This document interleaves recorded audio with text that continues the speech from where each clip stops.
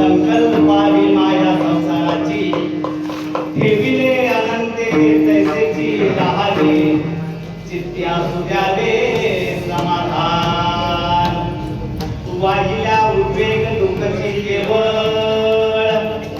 वाहिल्या उद्वेग दुःखची केवळ भोगणे ते फळ संचिताचे ठेविले अनंते तैसेची राहावे चित्ती असू द्यावे समाधान तुका म्हणे घालून दयावरी भार तुका म्हणे घालून दयावरी भार वाहू हा संसार देवा पायी ठेविले अनंते तैसेची राहावे चित्ती असू द्यावे समाधान पांडुरंगा करू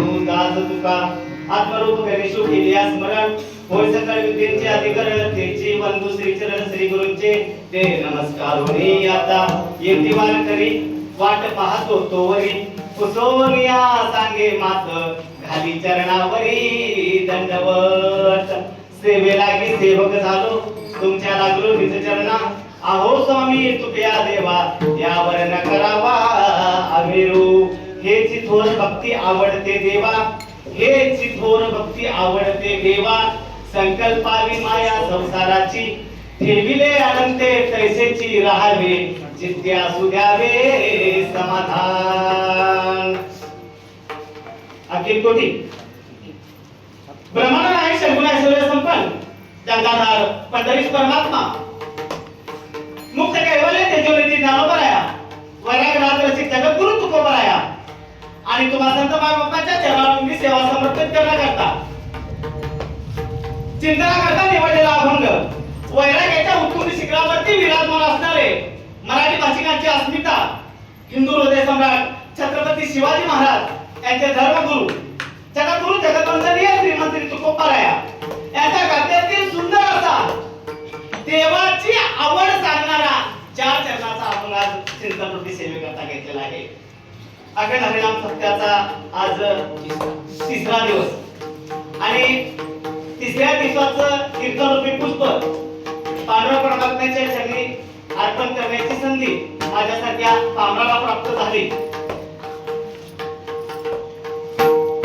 आणि ही सेवा समर्पित करत असताना जगद्गुरु तुकोबराया यांच्या गात्यातील सुंदर असा जवळजवळ मला वाटतंय सर्वांच्या पाठातला अभंग आहे बरं का, सर्वांच्या पाठातला अभंग आहे. कीर्तन 9 ते 11 आहे. आता बरोबर 10 वाजले म्हणजे आपल्याला 1 तास उरलेला आहे. 1 तास उरला खटवांगर आहे अशी, म्हणजे आपल्याला आज 20-20 मॅच खेळायच्या बरं का, म्हणजे कमी बॉलमध्ये जादा रना काढायच्या आहेत. फक्त एकच विनंती आहे, जागा थोडी अपुरी आहे. कुणाला त्रास होत असेल तर पाऊल लांब करून सोडला तर मी काही म्हणणार नाही, कारण का आज तुम्ही कुठल्या महाराजाचं कीर्तन ऐकायला आला नाही, आज तुम्ही आपल्या लेकराचं कीर्तन ऐकायला आला आहात. त्यामुळे पाऊल लांब करून सोडून बसला तरी काही म्हणणार नाही, पाऊल वाकडे करून बसला तरी काही म्हणणार नाही. फक्त पाऊल वाकडे केलं तर चालतील, फक्त तोंड तेवढी वाकडी करू नका बरं का. काल लाडक्या बहिणीचा हप्ता तुमचा बँकेमध्ये पोच झालाय, त्याच्यानंतर कशी तोंड असतात तुमची हसरी, तशी 1 तासभर तोंड ठेवा तुमची हसरी. कारण का या अभंगावर आम्हाला सगळ्यांना मिळून चिंतन करायचं आहे. हा खेळ नव्हे एकल्याचा, म्हणून मेळ मेळविला तुम्ही आम्ही खेळी मेळी गदारुळी आनंद.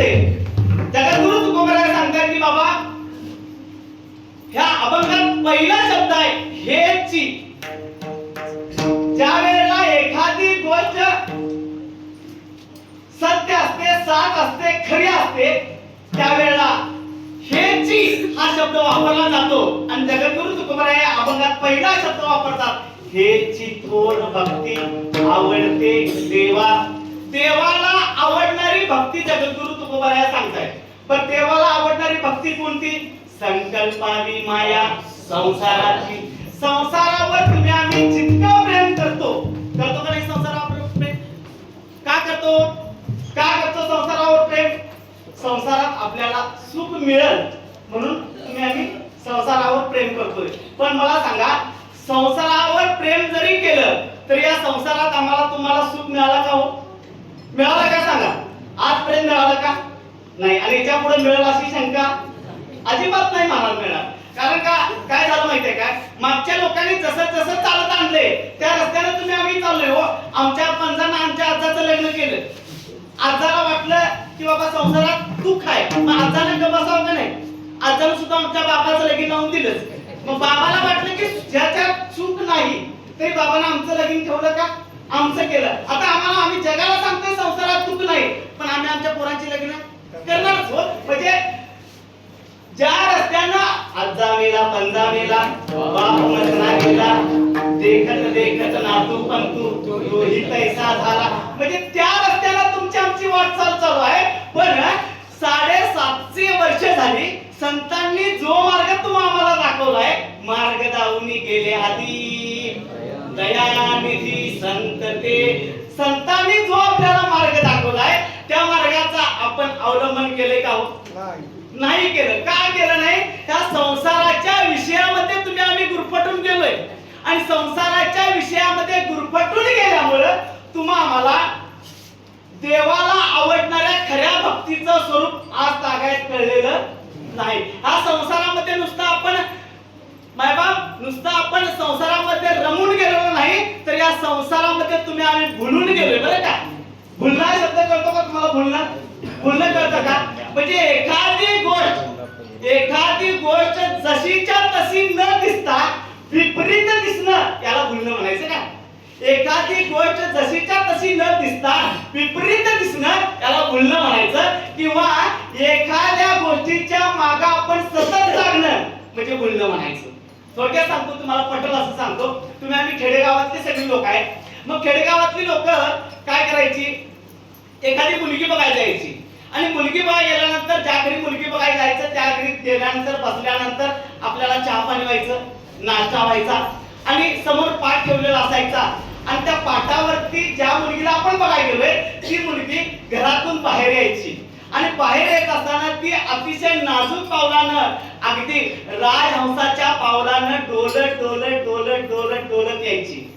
मुखामध्ये साळुंकीची मंजूळ वाणी असायची, डोळ्यामध्ये कासवीचं प्रेम असायचं आणि त्या सुंदर मुलगीला बघितल्यानंतर बघाय गेलेला मुलगा म्हणायचा, बाबा केली तर हीच करेन, केली तर हीच करेन. मग मला सांगा, एक 2-4 वर्षे निघून जातात. किती वर्षे निघून जातात? 2-4 वर्षे निघून जातात. आता मला आई शपथ सांगा, पहिला जशी ती होती आता तशी आहे का? आहे का सांगा? आता आहे का? काल नाही का म्हाताऱ्याला विचारलं, आता तसं आहे का?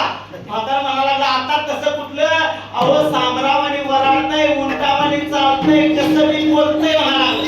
म्हणजे संसारातलं प्रेम टिकणार नाही. पण मला 2-4 वर्षानंतर काय असतं माहितीये काय? लग्न झाल्यानंतर लग्नात जो मध्यस्थी असतो त्याने माणूस, त्याचं खूप आवड असतं. मध्यस्थी करणाऱ्या माणसाचं खूप आवड असतं. अहो चांगलं झालं की लोक त्याच्याकडे जात नाही, त्याच्यात काय? पण एखादी गोष्ट खालीवर झाली की लगेच त्याच्याकडे जातात. मग तो मुलगा त्याच्याकडे जातो आणि म्हणतो, काय बघून दिल्या? चांगलं बोलत नाही, चांगलं वागत नाही, चांगलं चालत नाही. त्यावेळेला तो मध्यस्थी माणूस काय म्हणतो माहितीये काय? बाबा आता बोलून काय फायदा? ज्या वेळेला बघायला गेलतो का नाही त्या वेळेला का तू भुलला होतास काय? ह्याला भुलणं म्हणायचं. ह्याला काय म्हणायचं? भुलणं म्हणायचं. तसं तुम्ही आम्ही या संसारामध्ये काय करून भाव येऊन गेलोय?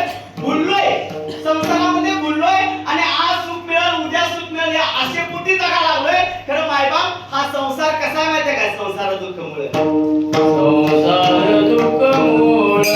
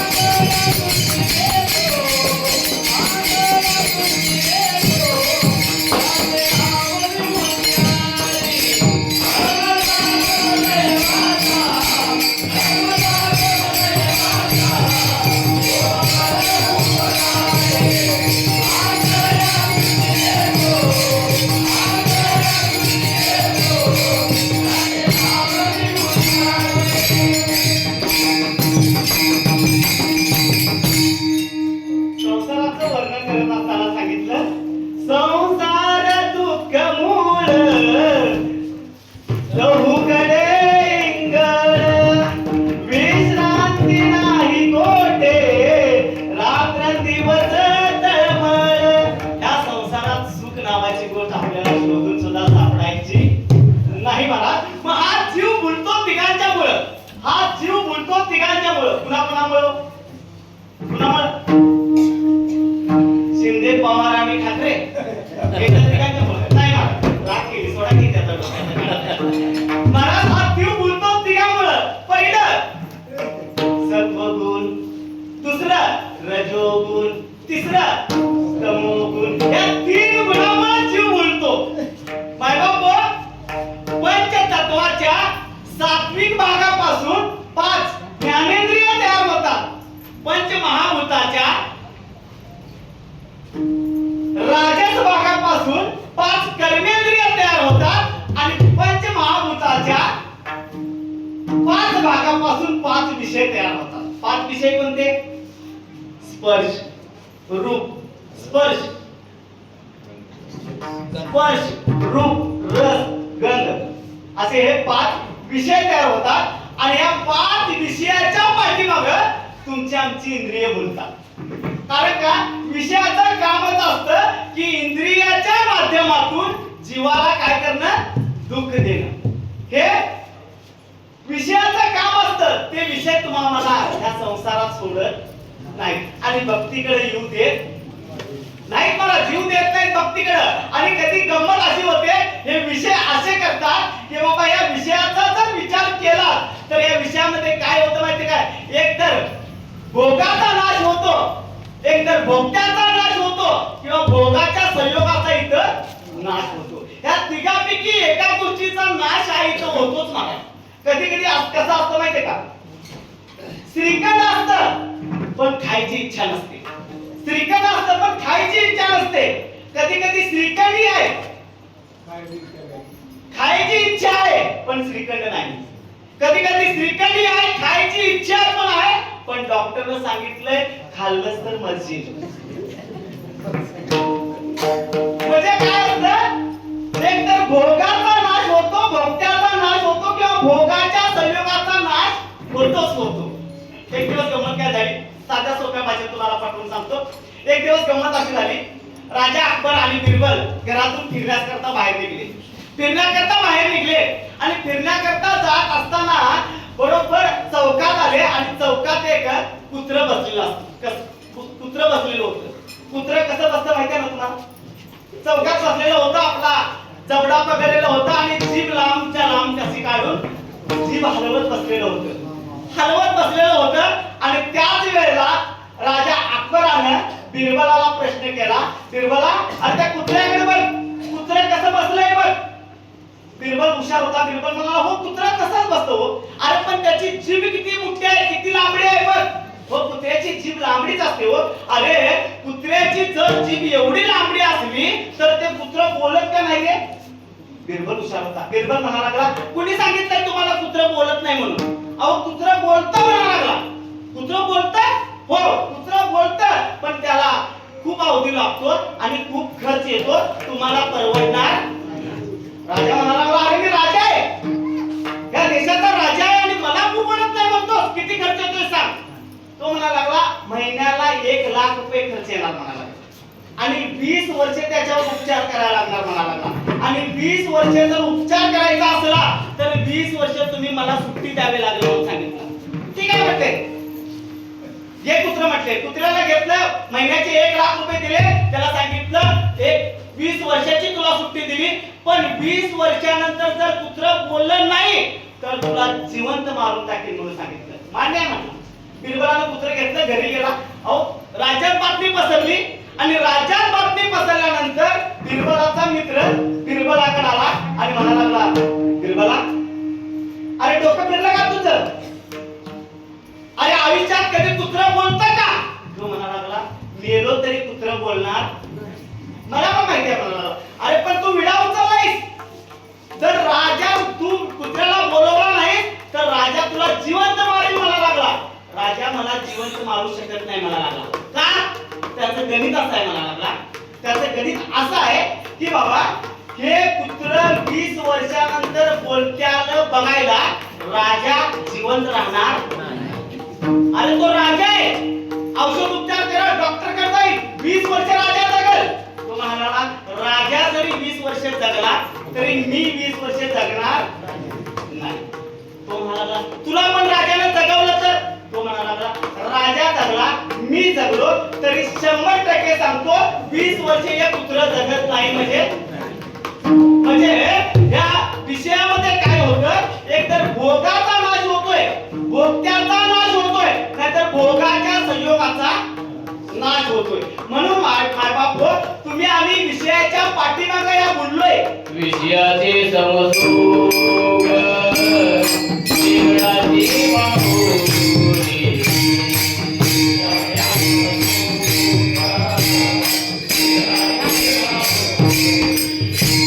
विषयाचे समसूग जीवनाची माहुली.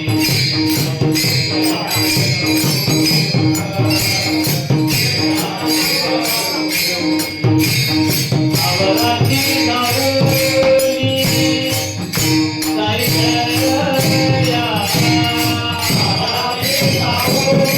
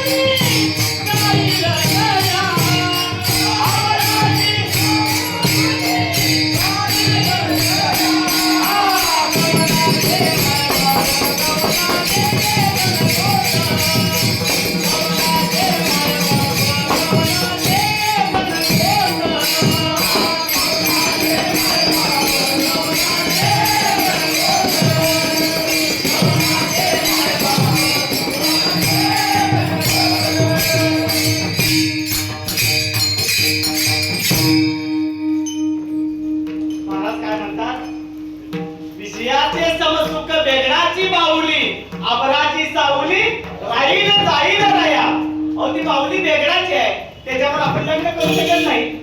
ही विषयाची बाहुली आहे. तसं या विषयामध्ये तुम्ही आम्ही गुरफटून चाललोय. तुम्ही कधीतरी बघितलं असाल बघा, विषयाच्या पाठीमाग कोण धावतं माहितीये का? अहो कधीतरी त्या आपल्या तलावाच्या काठाला जाऊन बघा तुम्ही, तिथं काही माणसं मासे पकडत असतात. काय करत असतात? मासे पकडत असतात. आणि मासे पकडत असताना ती माणसं काय करत असतात माहिती का? त्यांच्या हातात काय असतो, तो काय म्हणतात त्याला? हा गळ असतो. गळ असतो आणि त्या गळाला ते काय लावतात, तो एकदम कणिक किंवा काय लावतात ते? हा गांडूळ लावतात. तुम्हाला कसं काय माहिती असं बघा, गांडूळ लावतात गांडूळ. पण ते गांडूळ लावत असताना आखं लावते बरं का, आखं लावते, अर्ध लावतात, तो गळ फिरवतात आणि तो गळ पाण्यामध्ये टाकतात. आणि पाण्यामध्ये टाकल्यानंतर तो मासा त्या गांडुळाकडे धावत येतो. त्या माशाला माहित नसतं त्या गांडुळाच्या पाठीमागं माझं मरण आहे. तसंच महाराज या विषयाच्या पाठीमागं तुमचं मरण आहे हे अजून आम्हाला कळालेलं. त्या माशासारखी तुमची आमची अवस्था झाली आहे.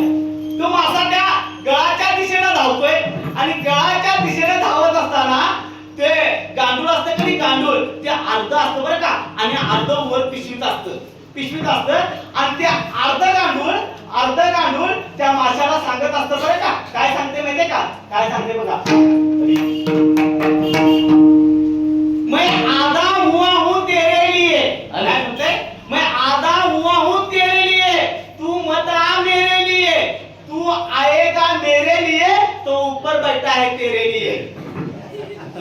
तरी सुद्धा ते ऐकत नाही आणि त्या गळाला पकडत आणि आपलं घसा बुडून जीव घेतो, जीव जातो त्याचा. आयुष्याची आशा, आयुष्याची आशा गळगिरी माता.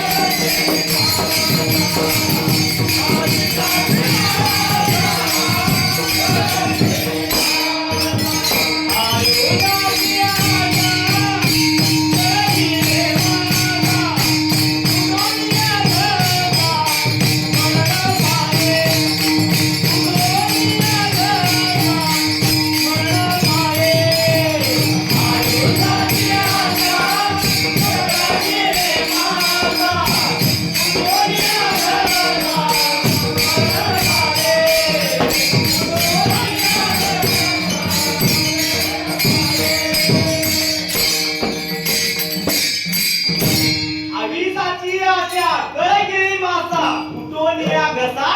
मरण पावे. महाराज त्या विषयाच्या त्याच्यात एवढा बोलतोय तो मासा की आपलं ते मरण पत्कवते. महाराज अहो विषयानं तुम्हा आम्हाला काय, अहो देवाच्या बायकोला सुद्धा विषयानं सोडलं नाही. ज्या वेळेला सीता माता पर्णकुटीत बसल्या होत्या, पर्णकुटीत बसल्या असताना समोरून एक सोन्यानं मडलेलं, रत्नानं जडलेलं हरण धावत धावत धावत चाललेलं होतं, धावत चाललेलं होतं. आणि हे हरण बघितलं माझ्या सीता मातेने बघितलं आणि राम प्रभूला सांगितलं ह्या हरणाच्या कातड्याची मला चोळी शिवून पाहिजे म्हणून सांगितलं. आणि ते हरण तुम्ही पकडून आणा म्हणून सांगितलं. पकडून आणा म्हटल्यानंतर राम प्रभूने धनुष्यबाण घेतला आणि जात असताना लक्ष्मणाला सांगितलं, लक्ष्मणा काहीही कितीही मोठा प्रसंग आला तरी पर्णकुटी आणि सीतेला अजिबात सोडायचं. आज्ञा कुणाची होती? आज्ञा देवाची होती. ज्याने देवाची आज्ञा पाळली त्यांना आयुष्यभर सुख भोगावं लागलं आणि ज्याने देवाची आज्ञा मोडली त्यांना आयुष्यभर दुःख भोगावं लागलं. लक्ष्मणाला नाईलाज असतो आज्ञा मोडावी लागली पण दुःख भोगायला लागलं. आणि अर्जुनानं काय केलं? अर्जुनानं अखंड आयुष्यभर देवाची आज्ञा पाळली, देवाची आज्ञा पाळली. रणांगणावर असताना भगवंताला सांगावं, अर्जुना उचल बाण मार द्रोणाचार्यांना मारताना अर्जुनानं सांगायचं नाही द्रोणाचार्य माझा गुरु आहे, त्यांच्याकडे मी विद्या घेतल्या, कसं मारू त्यांना म्हणायचं नाही. देवाची आज्ञा आहे, बाण ओढायचा मारून टाकायचा. मार कृपाचार्यांना, बाण ओढायचा मारायचं कृपाचार्यांना. बाण मार करणारा मारत असताना अर्जुनाला विचार करायचा नाही हा ज्येष्ठ बांधव आहे, आपल्या पांडवातला पांडव आहे, त्याला कसं मारू विचार करायचा नाही. आणि ज्या वेळेला कर्णाला मारलं त्यावेळेला कर्ण रथातून खाली उतरलेला होता, निशस्त्र होता, धर्माच्या विरोधात होतं त्याला मारणं धर्माच्या विरोधात होतं, पण देवाची आज्ञा झाली आणि अर्जुनाने काय केलं, बाण मारला, आयुष्यभर सुख भोगलं महाराज. आणि लक्ष्मणानं नाईलाज असतं देवाची आज्ञा मोडली. काय झालं, रामप्रभू त्या हरणाच्या पाठीमागे धावत गेले, बाण ओढला, हरणाला मारला, हरणाला बाण लागल्याबरोबर ते हरण मूळ रूपात आलं. ते हरणाच्या आतमध्ये मारीच नावाचा राक्षस दडलेला होता. तो राक्षस मूळ रूपात आला आणि राक्षस मूळ रूपात येऊन राक्षस ओरडायला लागला, रामाच्या आवाजात ओरडायला लागला, सीते धाव, लक्ष्मणा धाव. आणि तो आवाज दोघांनी ऐकला. कोणी लक्ष्मणाने आणि सीतामातेने ह्यो आवाज ऐकला आणि सीतामाता म्हणायला लागल्या, भाऊजी माझं कुंकू अडचणीत आहे, धावा आणि त्यांचं रक्षण करा. त्यावेळेला लक्ष्मण सीतामातेला सांगत होता, वहिनी हा आवाज माझ्या देवाचा नाही. म्हणजे बघा, नवऱ्याचा आवाज बायकोला ओळखता आला नाही, पण देवाचा आवाज भक्ताला ओळखला. ही भक्ताची ताकद आहे महाराज. ही काय आहे, भक्ताची ताकद आहे महाराज. त्यावेळेला नाईलाज असतं सीतेचं ऐकून लक्ष्मण त्या आवाजाच्या दिशेनं धावले. पुढे काय घडलं तुम्हाला माहिती आहे, तिथे रावण आला आणि सीतामातेला पळवून घेऊन गेला. अहो मला सांगा, सीतामातेने केवढ्या सोन्याची अपेक्षा केलेली होती, फक्त चोरीच्या सोन्याची अपेक्षा केलेली होती. पण आज सीतामाता सोन्याच्या नगरीत होती, सोन्याच्या नगरीत होती, तरी तिला तिथं सुख होतं का? सुख अजिबात नव्हतं. अहो बाजूला त्रिजटा राक्षसी येऊन बसली आणि त्रिजटा राक्षसींना माझ्या सीतामातेने विचारलं, त्रिजटे आज मी एवढं मोठं दुःख भोगतोय याचं कारण काय म्हणून सांगितलं. कारण काय, त्यावेळेला त्रिजटा राक्षसीने सांगितलं, सीते तुझ्याकडून 3 चुका झाल्या म्हणून सांगितलं. तुझ्याकडून 3 चुका झाल्या. पहिली चूक, विषयाच्या पाठीमागे असलेलं दुःख तुला दिसलं नाही. पहिली चूक, विषयाच्या पाठीमागे असलेलं दुःख तुला दिसलं नाही, पहिली चूक. दुसरी चूक, त्या हरणाच्या आतमध्ये असणारा मारीचे नावाचा राक्षस तुला ओळखता आला नाही. आणि तिसरी चूक, साधूच्या वेशात असणाऱ्या रावणाला तू ओळखू शकली नाही. त्याच्यामुळे तुला हे दुःख भोगायला लागले. दुःख भोगायला लागले. दुःख भोगणं आणि कर्म भोगणं हे तुमच्या आमच्या हातात नाही. देवाच्या बाळाला सुद्धा कर्म चुकलेलं कर्म, आपण केलेलं कर्म फेडण्याकरता तुम्ही आम्ही इथं आलोय.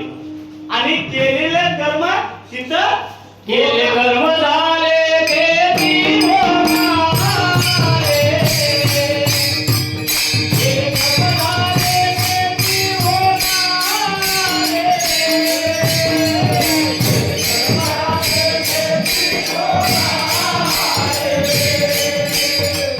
केले कर्म झाले ते ती होणारे.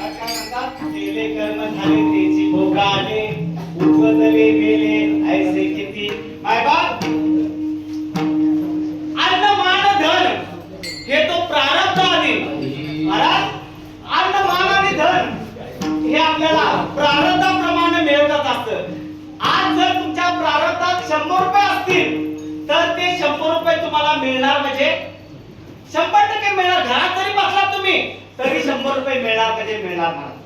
ते तुमच्या प्रारंभात कोणीच काढून घेऊ शकत. अहो परवाची गोष्ट सांगतो तुम्हाला. आमच्या शेजारच्या बाईनं 1500 रुपयाची लॉटरी काढली.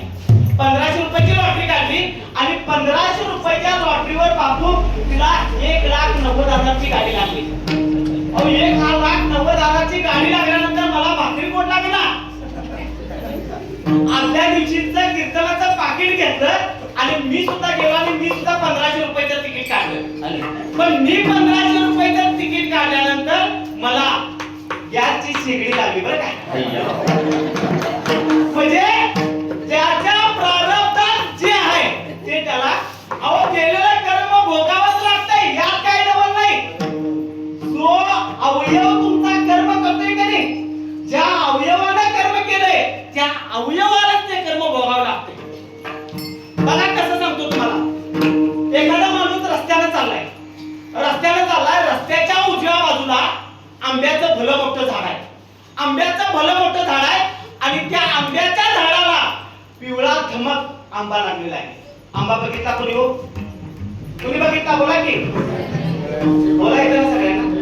नाहीतर काय होतं माहितीये काय, मी बायका असताना आमच्या गल्लीच्या बायका म्हणायच्या दीपक बेडकाला दगड मारू नकोस नाहीतर बायको मुक्की मिळेल बघ. आता वाटतंय मारला तर बरं झालं. बोलत चला तुम्ही. बघा पिवळा धमक आंबा लागलाय. आंबा बघितला कुणी हो? डोळ्यानं आंबा बघितला. पण मला सांगा आंबा डोळ्यानं बघितला असला तर आंब्यापर्यंत डोळे घेऊन गेलाय का पाय घेऊन गेलो? पाय घेऊन गेलं. आंब्या जवळ पाय घेऊन गेला असलं तरी आंबा तोडला कुणी? हाताने जरी आंबा तोडला असला तर आंबा खाला कुणी? तोंडाने जरी आंबा खाला असला तरी तृप्त काय झालं? पोट तृप्त झालं. एवढ्या त्या झाडाचा मालक पाठीमध्ये कुठेतरी होता. तो काठी घेऊन धावत आला आणि त्यानं मागचा पुढचा विचार न करता 4 काठीचे फटकारे पाठीवरती मारले. कशावर मारलं? पाठीवरती मारलं.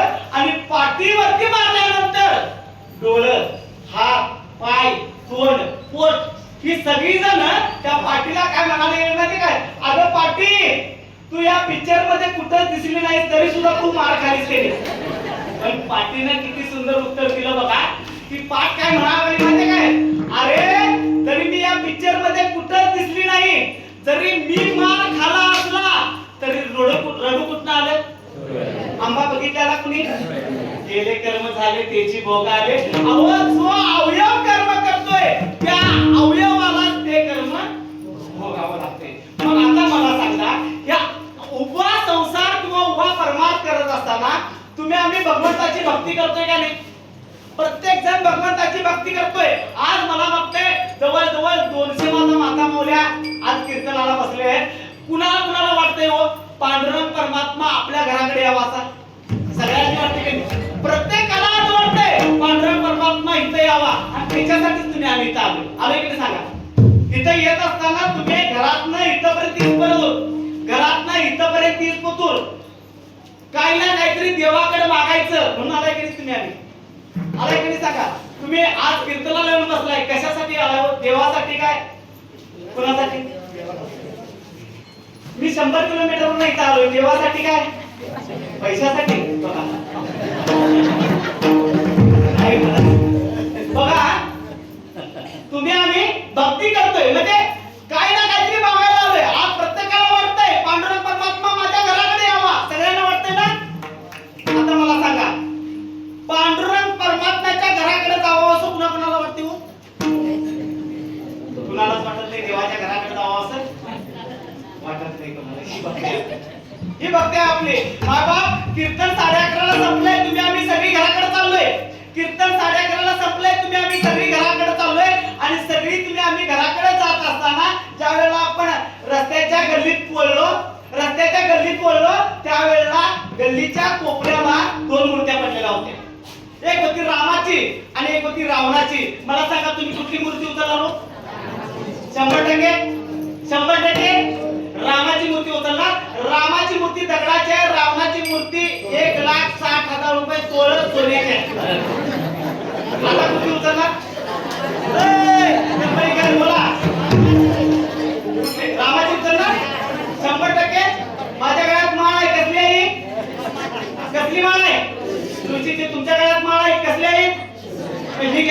द्या बघ्या. ए मावशी आता तुमच्या नंतर द्या. मावशी आता नंतर द्या. म्हणजे तुमची आमची भक्ती कशी आहे ही अशी भक्ती आहे. अहो अशी पण नाही, तुम्ही आम्ही देवाला आवडणारी भक्ती आजपर्यंत केली नाही.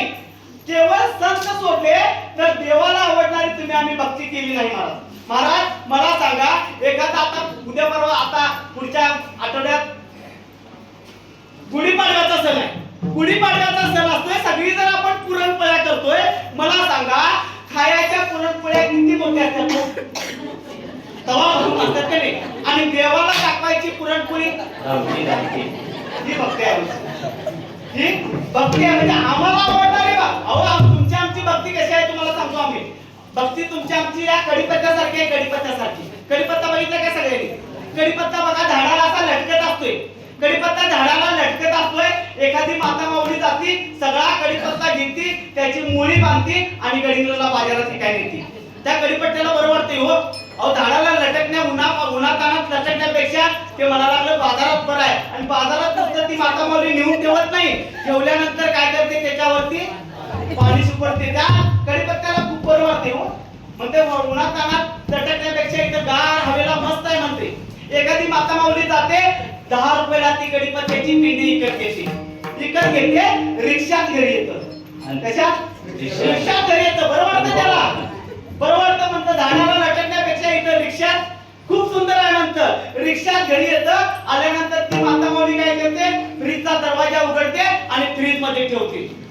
खूपच बरं वाटतंय त्याला, गार आहे म्हणते. इथं उन्हातानात लटकण्यापेक्षा इथं गार मस्त आहे म्हणते. संध्याकाळ होत्या, पण त्याला काय माहित नसते आपली पुढं काय भानगड आहे ते त्याला माहित नाही हो. पण संध्याकाळ होत्या, संध्याकाळ झाल्यानंतर ती माता माऊली गॅस पेटवत्या, गॅसवर कढई ठेवत्या, कढईत तेल टाकत्या, तेलात मोहरी टाकत्या आणि मोहरी टाकल्यानंतर फ्रीजचा दरवाजा उघडत्या.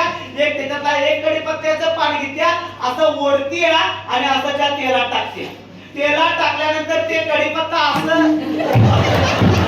त्याच्यावर कांदा टाकत्या, त्याच्यावर कांदा टाकत्या, त्याच्यावर मिरची टाकत्या,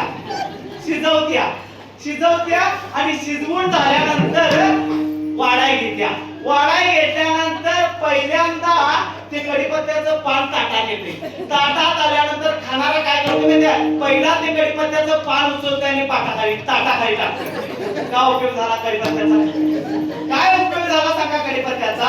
तसं तुम्हा मला 83,99,999 जीवदशा भोगून कोटी रुपयाचा नरदेह मिळालाय. कोटी रुपयाचा नरदेह मिळालाय. कशा करता मिळालाय? देवे दिला देह भोजना तुमचा भजनासाठी मिळालाय. म्हणजे बघा, जी वस्तू ज्या कारणासाठी मिळालेली असते त्या कारणासाठी तिचा उपयोग झाला पाहिजे. परवा मी गडिंगला छत्री आणायला गेलो. छत्री आणायला गेलो आणि छत्री आणायला गेल्यानंतर दुकानात गेलो. म्हटलं दुकानदार दादा छत्री आहे काय? तो म्हटला आहे की छत्री. किती रुपयाला आहे? 1500 रुपयाला म्हणाला लागला. मी म्हटलं अहो एवढी महाग कधी छत्री असते का? अहो 10 वर्षाची गॅरंटी आहे म्हणाला लागला. 10 वर्षाची गॅरंटी आहे, पण 2 आटे आहेत म्हणाला लागला. 2 आटे आहेत. त्याला उन्हात उघडायची नाही आणि पावसात भिजवायची नाही म्हणाला. काय सांगितलं? उन्हात उघडायची नाही आणि पावसात का उपयोग आहे काय छत्री? छत्री कशासाठी? पावसात आपलं रक्षण होण्यासाठी. मग छत्री जर पावसात उघडली नाही तर तिचा काय उपयोग आहे का? नाही. तसं हा कोटी रुपयाचा नरदेह तुम्हाला भक्ती करता मिळालाय. भक्ती करता मिळालाय. आणि ती भक्ती कशी करायची माहितीये का? कशी करायची? तुका म्हणे आण विठोबाची. तुका म्हणे आण विठोबाची. देवांना आपल्याला सांगितलं की बाबा ती भक्ती कशी करायची म्हणून सांगितलं. आपण तुम्ही प्रमाण म्हणावं कुठला? तुका म्हणे आण विठोबाची हरी काही नलगे एक भावाची कारण. काही नलगे एक भावाची कारण. काही नलगे एक भावाची कारण. काही नलगे एक भावाची कारण. काही नलगे एक भावाची कारण.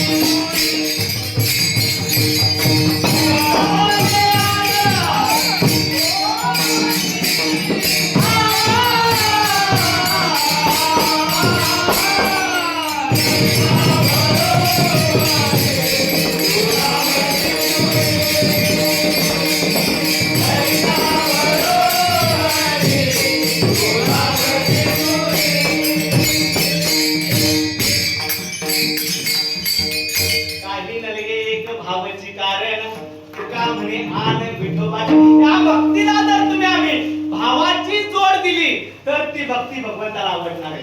कारण का आज देवाला काय पाहिजे? देव भावाचा भुकेला हाची दुष्काळ नाही. भाविवीन भक्ती भक्तिवीन भाविवीन भक्तिवीन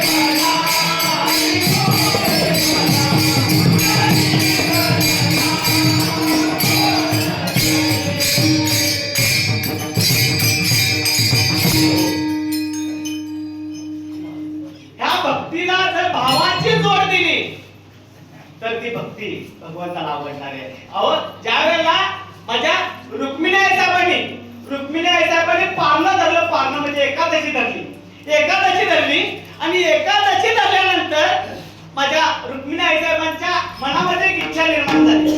इच्छा काय होती तुम्हाला सांगतो. इच्छा अशी होती की पारण्याचा उपवास धरलाय आणि पारण्याचा उपवास सोडण्याकरता आपल्या घराकडे देव यावा एवढीच इच्छा होती. इच्छा साधी आहे का? इच्छा साधी नाही महाराज. इच्छा खूप मोठी आहे. जगाचा बाप आपल्या घराकडे उपवास सोडायला येणं इच्छा खूप मोठी आहे. खूप मोठी इच्छा आहे. पण महाराज इच्छा बोलून दाखवायची कुणाकडे बोलून दाखवायची? आई साहेबांनी धर्मराजाला बोलवलं. धर्मा, अरे अंतःकरणामध्ये एक इच्छा होती रे. काय आई साहेब काय इच्छा होती? काय नाही, पारण्याचा उपवास धरलाय आणि पारण्याचा उपवास सोडण्याकरता उद्या सकाळी देव आपल्या घराकडे यावा एवढीच इच्छा आहे. धर्मराजा म्हणाला, आई डोकं फिरलं का तुझं? अगं द्वारका ते हस्तिनापूर हजारो किलोमीटरचं अंतर आहे. आता तिथं जाणं आणि देवाला घेणं आणि पुन्हा इथं परत येणं आणि तुझा पारण्याचा उपवास सोडणं आई शक्य नाही. धर्मराजाचा प्रश्न संपला. आई साहेब अर्जुनाकडे गेल्या. अर्जुनाला विचारलं, अर्जुना अंतःकरणामध्ये इच्छा होती. बोला आई साहेब काय इच्छा होती? काय नाही, पारण्याचा उपवास धरलाय आणि पारण्याचा उपवास सोडण्याकरता आपल्या घराकडे देव यावा एवढीच इच्छा आहे. अर्जुन म्हणाला, आई द्वारका ते हस्तिनापूर हजारो किलोमीटरचं अंतर आहे ग. अगं माझं घोडं तिथपर्यंत जातील पण परत याची शाश्वती देणार. अर्जुनाचा प्रश्न संपला. नकुल सहदेव बाजूला राहिला कोण? भीम राहिला. आई साहेब भीमाकडे गेल्या आणि भीमाला सांगितलं, भीमा अंतःकरणामध्ये इच्छा आहे. बोला आई साहेब काय इच्छा आहे? काय नाही, पारण्याचा उपवास धरलाय आणि पारण्याचा उपवास सोडण्याकरता उद्या सकाळी देव आपल्या घराकडे यावा एवढीच इच्छा आहे. आई पारणं कधी सोडायचं आहे? उद्या सकाळी सोडायचं आहे. आई काहीही काळजी करू नकोस. उद्या सकाळी पारण्याचा उपवास सोडण्याकरता आपल्या घराकडे देव येणार म्हणजे येणार. धर्मराजाने मध्यस्थी केली. धर्म म्हणाला लागला, अरे भीमा काय बोलायला लागलाय? द्वारका ते हस्तिनापूर हजारो किलोमीटरचं अंतर आहे. तिथं जाणं, देवाला घेणं आणि इकडे आईचा उपवास सोडणं शक्य आहे का? शक्य नाही. नको त्या गोष्टीची आश्वासन आईला देऊ नकोस म्हणून सांगितलं. भीमाने सांगितलं दादा उद्या सकाळी आपल्या घराकडे पाण्याचा उपवास सोडल्याला देव येणार म्हणजे येणार, नक्की येणार म्हणजे येणार. आई साहेबांना बोलवलं आणि रुक्मिणी आई साहेबांना सांगितलं आई साहेब सकाळी लवकर उठायचं, सकाळी लवकर उठायचं, सडा संपजन करायचं, सुंदर अशी रांगोळी घालायची, 5 पक्वानाचा स्वयंपाक तयार करायचा आणि स्वयंपाक झाल्यानंतर मग मला उठवायचं म्हणून सांगितलं. अर्जुन म्हणायला लागला अरे भीमा देवाला आणायचंय रे, जेवायचं नाही, जेवायचं नाही, देवाला आणायचंय. दादा उद्या सकाळी आपल्या घराकडे देव येणार म्हणजे येणार. माय बाप सकाळ झाली, आई साहेब लवकर उठल्या, सडा संपजन केलं, सुंदर अशी रांगोळी टाकली, 5 पक्वानाचा स्वयंपाक तयार केला आणि आई साहेब भीमाच्या खोलीत गेले. भीमाच्या खोलीत गेला. भीम दाराडून झोपलेला होता, हलवलं, जागे केलं. उठा की माय बाप कैसी लागली झोप. हलवलं, जागे केलं. भीम हळवळून जागा झाला आणि आईला विचारलं आई सडा संपजन केलं? हो सडा संपजन केलं. रांगोळी घातली? हो रांगोळी घातली. 5 पकडत अरे भीमा सगळं काही तयार केलंय रे, फक्त आम्ही देवाची वाट बघायला लागलोय. काय? फक्त आम्ही देवाची वाट बघायला लागलोय. आई 2 मिनिटात आंघोळ करतो आणि 2 मिनिटात येतो. भीमान आंघोळ आवरली आणि भीमाचा हत्यार काय? गदा. गदा उजव्या खांद्यावरती भीमाने टाकली आणि भीम घरातून बाहेर पडला. बाहेर पडल्याबरोबर बघतोय तर काय सगळीजण येऊन बसल्यात मजा बघायला. एखाद्याचं जळत असलं तर बघायला लोकांना लई मजा वाटते बरं का. तसं भीमाची मजा बघायला सगळीजण येऊन बसली होती. आता भीम द्वारकेला जाणार, भगवंताला घेणार आणि इथं आई साहेबांचा उपवास सुटणार. सगळीजण आलेली होती. भीम घरातून बाहेर पडला आणि बाहेर आल्यानंतर आईला पुन्हा विचारलं आई 5 पक्वानाचा स्वयंपाक? अरे भीमा सगळं काही तयार आहे रे, फक्त आम्ही देवाची वाट बघायला लागलोय. भीम तिथं सणाचा पूजन केलेलं होतं, रांगोळी केलेली होती. त्या रांगोळीच्या मध्यभागी जाऊन भीम उभा राहिला आणि गदा उजव्या खांद्यावरची डोळ्याच्या समोर घेतली आणि त्या गदेला सांगितलं गदे आजपर्यंत खूप मोठी मोठी कामं केलीस, आजपर्यंत खूप मोठी मोठी कामं केलीस, आता एक काम करायचं. आता एक काम करायचं. काय करायचं? एक तर मला देवाकडे घेऊन जायचं, नाहीतर देवाला माझ्याकडे घेऊन यायचं. माझा बोल गर गर गर गर गर गर गर गर गर गर गदा फिरवली आणि गदा आकाशाच्या दिशेने भिरकावली. माय बाप जोपर्यंत गदा वर जात होती की नाही तोपर्यंत द्वारकेत कोणच लागत नव्हता. हो फोनवर फक्त आवाज यायचा. काय आवाज यायचा माहितीये काय? ही सुरुटकी सबिलाईनी व्यस्त आहे म्हणून आवाज यायचा. पण ज्या वेळेला गदा वर जायची थांबली आणि गदा ज्या वेळेला खाली येऊ लागली त्यावेळेला मात्र द्वारकेत फोन लागला. ट्रिंग ट्रिंग हॅलो कोण बोलते? देवा मी गदा बोलते. देवा मी गदा बोलते. आताच्या आता द्वारका सोडा. काय झालं? काय नाही, मी भीमाच्या डोक्यात पडणार आहे. मी भीमाच्या डोक्यात पडणार आहे आणि मी भीमाच्या डोक्यात पडली तर भीम मरणार आहे आणि भीमासारखा एकनिष्ठ भक्त तुम्हाला शोधून सुद्धा सापडायचा नाही. भगवंतानं द्वारका सोडली आणि भीमाच्या डोक्यात गदा पडणार. एवढ्यात वरच्यावर गदा धरली भीमानं. भगवंतानं वरच्यावर गदा धरली आणि भीमाला सांगितलं अरे भीमा हाकनाक मेला असतास. काय सांगितलं? हाकनाक मेला असतास. त्यावेळेला भीमाने सांगितलं देवा कोणत्या रोगावर कोणतं औषध द्यायचं ह्या पट्ट्याला माहिती आहे म्हणून सांगितलं. निष्ठावंत भाव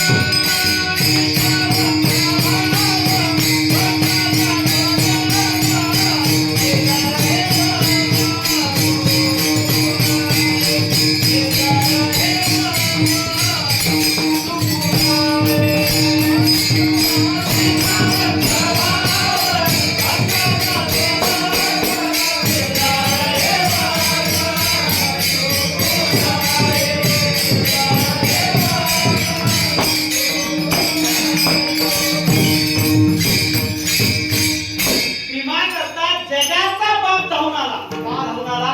भीमाच्या अंतःकरणामध्ये भक्ती होती, देवाला आवडणारी भक्ती होती आणि अंतःकरणामध्ये देवाला जी गोष्ट लागते तो भाव होता. तो भाव होता. मग तुमच्या आमच्या अंतःकरणामध्ये ती भक्ती आहे, तो भाव आहे. पण देवाला आवडणारी भक्ती कोणती हे आपण कुणाला विचारावं? कुणाला विचारावं? कट्ट्यावर बसलेल्या माणसाला? हे आम्हाला तुम्हाला संतांना विचारावं लागेल. संतांना हा तुमचा आमचा प्रवास सगळ्यांचा कसा माहिती का सांगू? आपण देवाच्या भक्तीपासून लांब असण्याचं सगळ्यात महत्वाचं कारण कोणतं असेल तर ऐका सांगतो. तुमचा आमचा प्रवास सगळा भक्तीच्या दिशेने चाललाय, भक्तीच्या दिशेने चाललाय. पण तुमचा आमचा प्रवास भक्तीच्या दिशेनं डायरेक्ट देवाकडे चाललाय, डायरेक्ट देवाकडे चाललाय. डायरेक्ट देवाकडे जाऊन उपयोगाचं का नाही सांगतो तुम्हाला. गडिंगलात आपण गेलोय, गडिंगला आजरा गाडी लागली आहे. आजरा गाडी लागली आणि आजरा गाडीत आपण याची बसलोय. लक्ष देऊन ऐका बरं का, एवढं घराकडे घेऊन जावा. आजरा गाडीत बसलोय, आपल्याला गडिंगलाच्या तिट्याला उतरायचं आहे. कुठं? आपल्याला करंबईच्या तिट्याला उतरायचं आहे. एसटी कुठं चालली आहे? आजराला चालली आहे. एसटीत बसलोय आणि ज्या वेळेला करंबळीचा तिट्टा जवळ येतो की नाही, 1-2 मिनिटाच्या अंतरावर येतो, त्यावेळेला आपण एसटीत काय करतो? उठून उभा राहतो आणि कुणाकडे जातो? कुणाकडे? एसटी कोण चालवा लागले? स्टेरिंग कुणाच्या हातात आहे? ब्रेक कुणाच्या पायात आहे? हे सगळं जरी त्याच्या हातात पायात असलं तरी मला करंबळीच्या तिट्याला उतरायचं आहे म्हणून कुणाला सांगतो? कंडक्टरला सांगतो. तशीच गंमत आहे महाराज. आम्हाला देवाकडे जायचं आहे, डायरेक्ट देवाकडे जाऊन चालणार नाही. आपल्याला देवाचा पत्ता संतांना विचारावा लागेल. मला करंबळी तिट्याला उतरायचं आहे म्हणून मी जर ड्रायव्हरला सांगायला गेलो तर ड्रायव्हर मला हिरलग्या तिट्याला नेऊन उतरल्याशिवाय राहणार. तशीच परमार्थात हीच गंमत आहे महाराज. आपल्याला भगवंताकडे जायचं आहे, भगवंताला आवडणारी भक्ती करायची आहे. पण ही भक्ती कशी आहे हे आपल्याला संतांना विचारावं लागेल.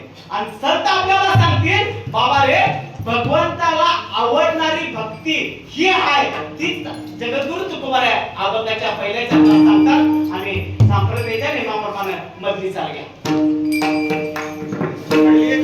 हा मडलिंगेकर कुठली गावच्या बघा.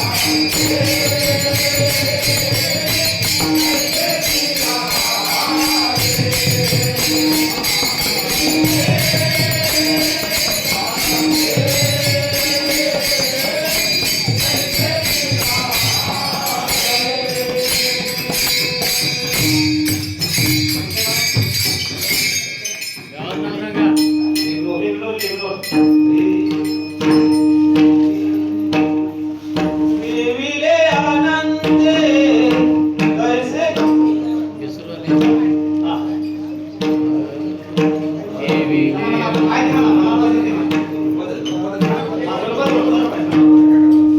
देविले आनंदे कैसे जिरावे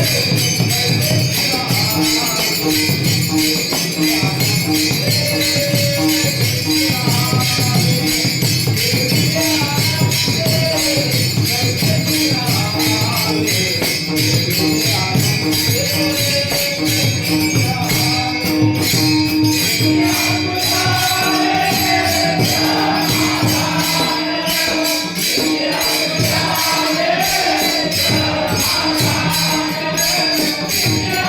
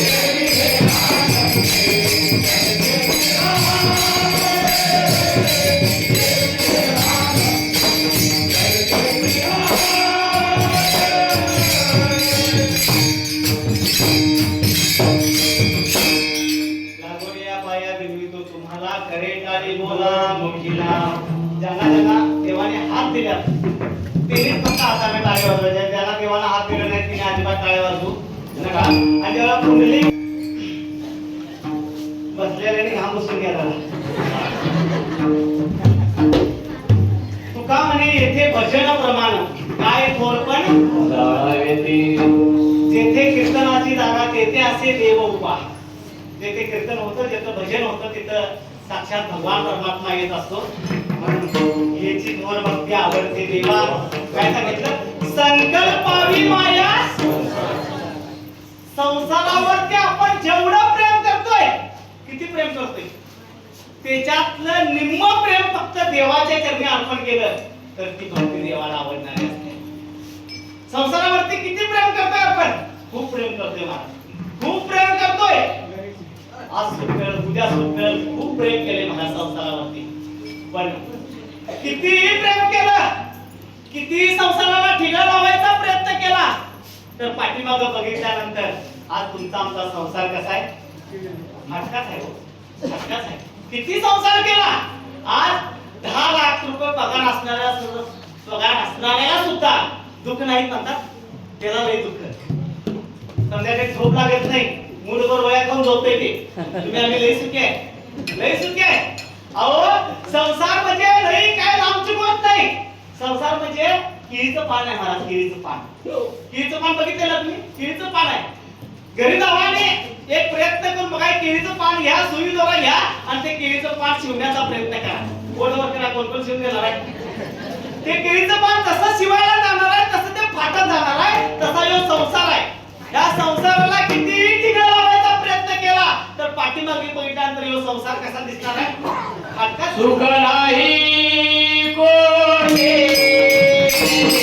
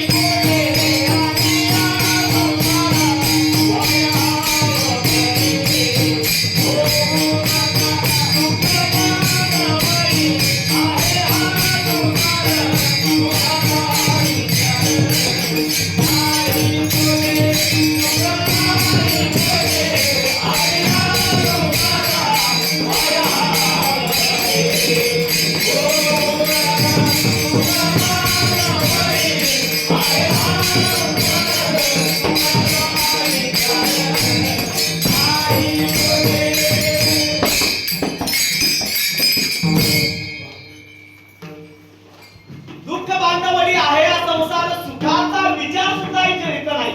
पण तुम्ही आम्ही केवळ आशेवरती जगा लागले हो. सर्व सुखाची आशा जन्म गेला, क्षण एक मुक्ती यज्ञ नाही केला, हिंडता दिशाची न पावला, माया वेष्टीला जीव माझा.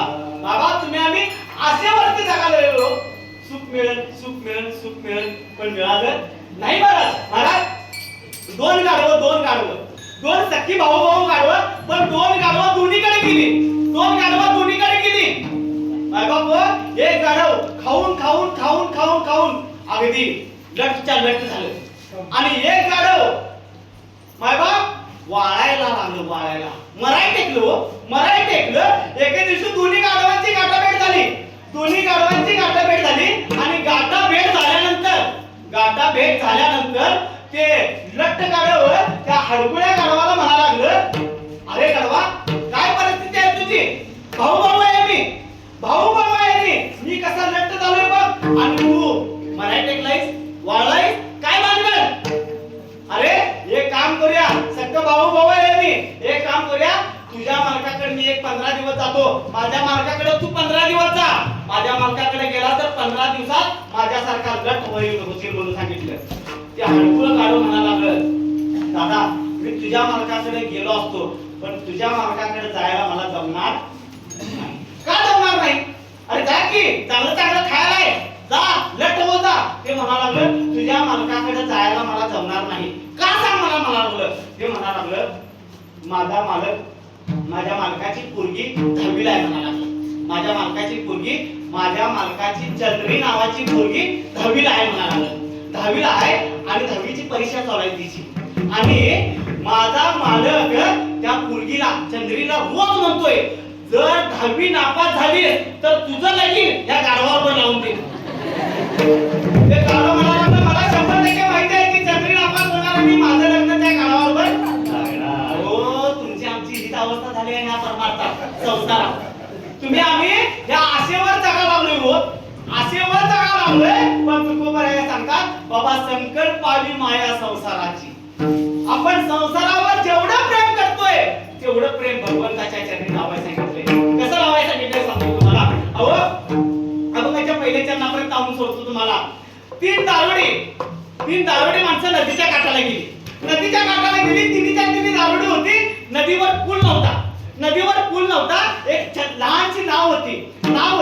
दिवसभर तो नावाडी काय करायचा, इकडची लोक तिकडे सोडायचा, तिकडची लोक इकडे आणून सोडायचा. संध्याकाळी 7 वाजले की आपली नाव कडाला आणायचा, आणि ते बाजूला एक लिंबाचं झाड होतं, त्या लिंबाच्या झाडाला तिची नाव दोरानं बांधायचा.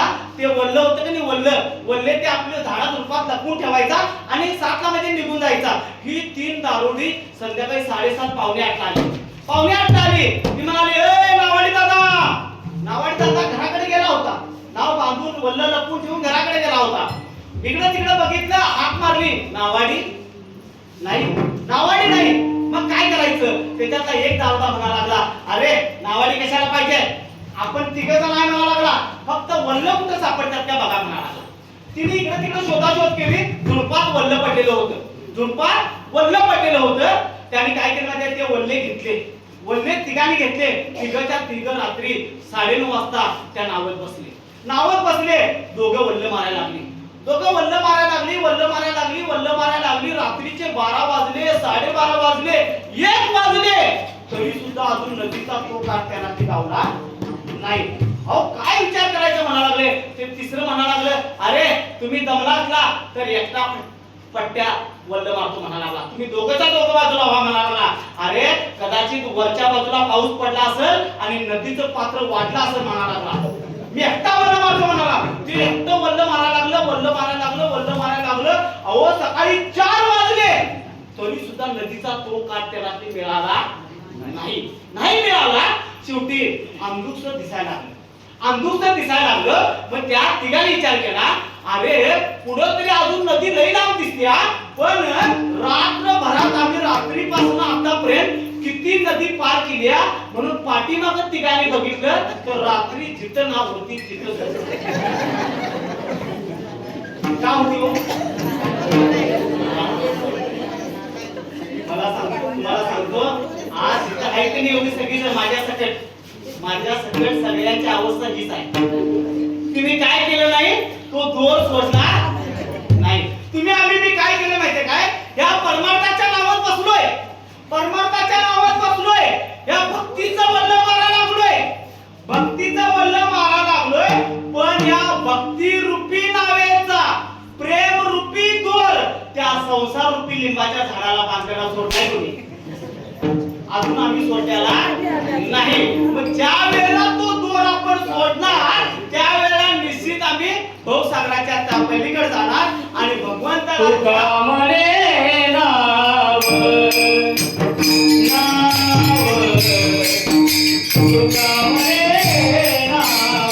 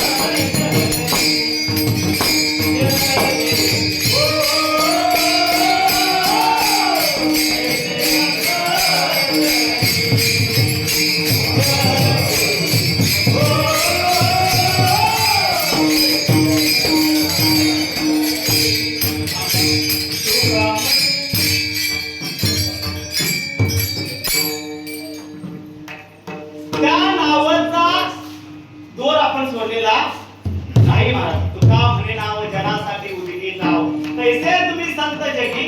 तसं महाराज तुकोबारायांनी आम्हाला भक्तीचा मार्ग दाखवला. याच रस्त्याने जावा म्हणजे तुम्हाला भरोसा आहे, विठ्ठल भेटेल म्हणून सांगितलं.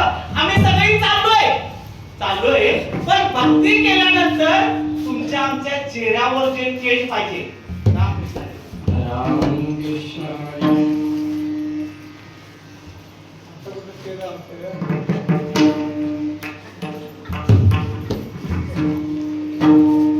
भक्ती केल्यानंतर तुमच्या आमच्यावरती तेज पाहिजे. ते तेज तुकोबारायांना दिसलं. ज्या वेळेला तुकोबारायांनी तुमच्या आमच्याकडे बघितलं, तुमच्या आमच्याकडे सगळ्यांच्याकडे बघितलं, त्यावेळेला तुकाराम महाराजांना कसं दिसलं? गोरीनी गोवरी ऐशी दिसे तोंडावर. म्हणजे आपल्या तोंडावर गोरी फोडल्यानंतर कसं असतं तसं आमची चेहरा दिसली. त्यावेळेला तुकोबाराय म्हणाले, बाबा रे ह्यांना मी भक्तीचा मार्ग पण सांगितलाय, देवाला आवडणारी भक्ती पण सांगितली, ही भक्ती पण करत्यात, पण ह्याच्या चेहऱ्यावर जे तेज पाहिजे ते तेज दिसत नाही. ज्या अर्थी तेज दिसत नाही त्या अर्थी ह्यांचं कुठंतरी वर्म चुकली. या वर्म आमचं वर्म कुठंतरी चुकले. म्हणून ती भक्ती केल्यानंतर आपण राहायचं कसं? तर जसं देवाने ठेवले तसं राहायचं. ठेविले अनंते तैसेची राहावे, चित्ती असू द्यावे लय आवड आहे. हे चरण लय आवड आहे. चित्ती असू द्यावे समाधान. शक्य आहे का हो? चित्तात समाधान नाही. समाधान चित्तात समाधान नाव असून समाधान चित्तात समाधान आपल्याला एकदमच मिळणार आहे. कुठं? तिथे गेल्यावर. त्याच्याशिवाय समाधान मिळणार नाही. त्याच्याशिवाय समाधान मिळणार नाही. कारण का? मृत्यू सभाये नवनीत तैसे सज्जनाचे चित्त. तुका म्हणे चित्त करारे निर्मळ, तवा काय होईल? येऊनी गोपाळ राहते. त्यावेळेला तो गोपाळ तुमच्या आमच्या हृदयात येऊन राहील. ठेविले अनंत तैसेची राहावे, चित्ते असू द्यावे समाधान. आणि अब तुम्ही आम्ही काय करावं माहिती वाहिल्या उद्वेग दुःखाची केवळ भोगणे ते फळ आपल्याला फळ भोगायलाच लागणार आहे. कारण काय मृत्यू लोक आहे. मृत्यू लोकातल्या सगळ्या गोष्टी खोट्या आहेत. त्या मृत्यू लोकातल्या सगळ्या गोष्टी खोट्या आहेत. फक्त एक गोष्ट खरी आहे. काय होती गोष्ट खरी कुठली सांगा? खरी म्हणजे माणसाचं मरण खरं. माणसाचं मरण चुकत नाही माणसाचं. ती एक गोष्ट खरी आहे. ज्यांना आपलं मरण डोळ्यासमोर ठेवलं आणि आपल्या जीवनाचा प्रवास केला तो त्या भक्तीला प्राप्त झाला. आज संतांना येणंही हक्काचं आहे, जाणंही हक्काचं आहे. म्हणून आज त्यांची भक्ती सफलतेला गेली. म्हणून तुका म्हणे घालू तयावरी भार वाहू हा संसार देवा. फक्त भार देवावर घालायचा आणि आपण निश्चित राहायचं. भार देवावर घालायचा म्हणजे काय? सगळं आणून इथं देवळात मांडायचं नाही. फक्त कामामध्ये काम काही म्हणा काम करत असताना भगवंताचं नाव घेत राहायचं. महाराज हीच खरी भक्ती आहे. याच्याशिवाय भक्ती वेगळी कोणती नाही महाराज. भक्तीची व्याख्या खूप सोपी आहे महाराज. कधी कधी सांगितलं जातं संत कधी कधी सांगतात भक्तीची कठीण सुळावरील गोळी म्हणून सांगितलं जातं. कारण का ज्या प्रत्येक युगामध्ये भगवंताच्या प्राप्तीची साधनं झाली, साधनं वेगळी वेगळी सांगितली. पण ह्या कलियुगामध्ये अवघ्या वाटा झाल्या क्षीण कली न घडे साधन उचित विधी विधान न घडे सर्वता भक्ती पंथ होऊ सोपा म्हणून सांगितलं. म्हणून भक्ती मार्ग सोपा आहे. त्या मार्गाने तुम्ही जा म्हणजे तुम्हाला निश्चितपणे भगवंताची गाठ होईल. भगवंताची कृपा तुमच्या आमच्यावर होईल आणि भगवंताची कृपा या भक्तीच्या मार्गातून गेल्यानंतर तुम्हा आमची सगळ्यांची व्हावी हीच फक्त पांढऱ्या परमात्म्याच्या चरणी प्रार्थना करते. खूप सुंदर वाटलं आज गावामध्ये आल्यानंतर एवढा समाज आणि एवढी लोक कीर्तनाला येतात. आज जवळजवळ 3-4 गावच्या लोक तिथे आलेले आहेत. माझ्यावर प्रेम करणारे हे मडिलगेकर ते सुद्धा आलेले आहेत. निगुणकर महाराज आहेत, नंतर जकेवाडीकर आहेत. त्या सर्वांच्या चरणावरती 2 हात तिसरं मस्तक माझं ठेवतो. आज माझ्या माता माऊल्या कुठल्या महाराजाचं कीर्तन ऐका.